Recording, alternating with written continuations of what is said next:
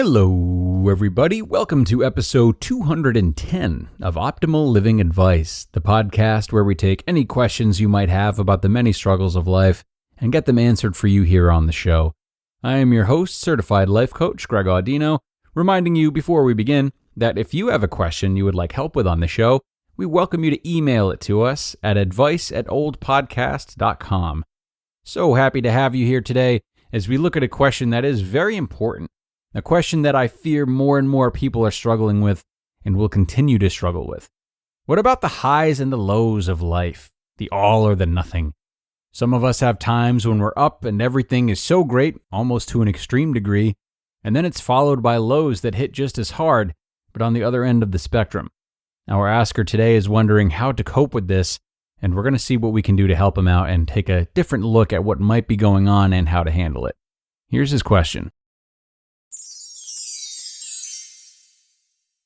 I'm struggling today with my all-or-nothing approach to just about everything. Relating to my health, it's either green smoothies, meditation, and long runs, or beer, pizza, and Netflix. I struggle to find balance. If a little bit of something is good, as much as I can possibly consume is obviously ideal, right?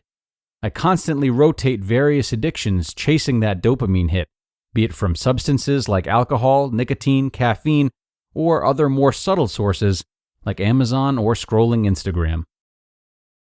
Very good question. I'm not sure we've talked about anything like this on the show before, so thank you so much for bringing something original to the table, and more importantly, thank you so much for trusting in us and being open. Now, one thing we have talked about recently, however, is bipolar disorder or manic depression. I'm going to proceed with this episode under the assumption that this is not something you suffer from, as its most popular attribute is extreme highs and lows. If you're not sure about this, I recommend talking with a therapist to find out. I would also recommend going to a therapist if these highs and lows are clearly derived from a specific problem, but this isn't always the case. Many people have a hard time making sense of their highs and lows and aren't necessarily suffering from something severe or diagnosable, and that is the lens through which I will answer today. Now, an important first step for you to take is to consider what thoughts you associate with being in a bad place, being unmotivated, feeling down on your luck, having a low day or a stretch of low days. Do you shame yourself for what you perceive to be your shortcomings? Do you shame yourself and others when they're down, or at least not allow them to stay down for what feels like too long to you? Do you feel there's maybe an innate weakness in people going through bouts of sadness or laziness? Also consider the narratives you hold about yourself. Do you have very strong work ethic or an unusually strong don't quit type of attitude? Do others regularly look to you to entertain or motivate them, or do you at least feel as though they do? Do you derive significance from this or anything else that has to do with you being happy and energized? If any of this sounds familiar, the odds are you need to practice being more welcoming of the bad times. It gets very easy for us to put pressure on ourselves to be up all the time. And this is even a trap that a lot of us who enjoy self-development fall into. You know, if we're constantly practicing how to maintain a good attitude and we're exposed to what we feel are tools that can help us do so, don't we always have very little excuses to ever feel bad? When we reject the bad times, these lows feel extra bad, and our behavior becomes extra bad during them because we are fighting so hard against them in the high times. If you have a regular belief that you can, should, or have to lift yourself up no matter what, it becomes difficult to make space for the hard times in life. But the hard times are inevitable. Constantly trying to outrun them is only going to make them more prevalent. It's the same as the pink elephant anecdote, you know? If I tell you not to think about pink elephants, you're only going to think about them more because your focus is on them, even if you don't want your thoughts to be. That which you aggressively try to avoid gets a stronger hold on you. I recommend taking both a mental and a physical approach to try integrating the all and the nothing. So mentally, take some time to reflect on the bad times. Now, is there really anything wrong with feeling low in general? Isn't it inevitable? Don't we all go through it? Can you really expect yourself to be high energy or happy all the time? Are there any mental benefits maybe that come with the lows? Are you maybe more creative or introspective, better able to learn some of life's lessons?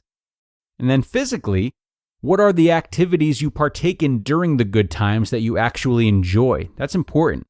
Are your smoothies, your meditations, and your long runs actually enjoyable to you? Or are they just transactional, a means to an end? Think about the parts of the good times you actually enjoy, and try to integrate some of those into the bad days little by little. Maybe today you're crushing pizza and Netflix. That's okay. But this time, maybe you can wash the pizza down with a green smoothie instead of a beer. Or are there other tolerable aspects of a positive phase that you can introduce, like drinking enough water, going on walks, or calling friends? Slowly integrate things like these, even just one a day, into those bad times, and just see where it takes you. Also think about how your physical space affects you. Are you around negative people that pull you down?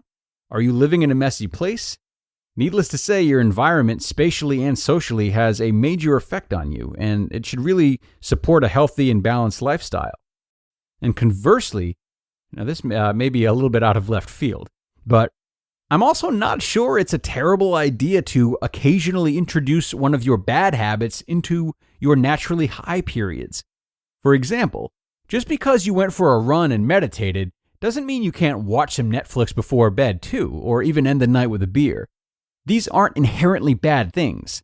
I'm not sure I'd be as quick to recommend you trying the same approach with the substances you mentioned earlier, especially if you find yourself relying on them, which would definitely be something to explore further. But when it comes to things like beer, pizza, and Netflix, integrating them into the good, healthy times once in a while may help you to maintain a sense of control and balance, as well as a lack of judgment for indulging in them. You'd be proving to yourself that these types of things are still okay, and that they don't have to represent some kind of downfall to you or overtake you completely. Rather, they can coexist with healthier habits, and you can be the one to say when that happens.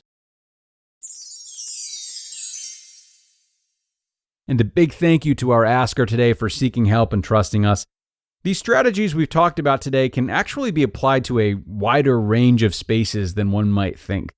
For example, if you have no relaxation in your work life and you only feel calm at home and your office is a nightmare, then bringing one item to work with you from your home that you associate with calmness, that can work wonders.